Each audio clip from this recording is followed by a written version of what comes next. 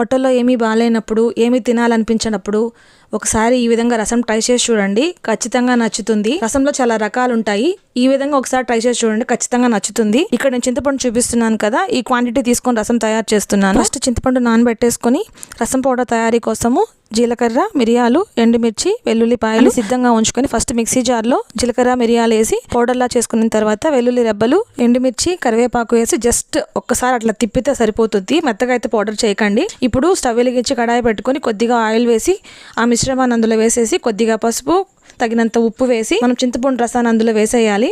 తర్వాత మనకు పులుపుకు తగినన్ని నీళ్లు వేసి ఇంగువ, కొత్తిమీర వేసి మరీ తెల్లకుండా జస్ట్ పొంగొచ్చేంత టైంలో మనం స్టవ్ ఆఫ్ చేసేయాలి.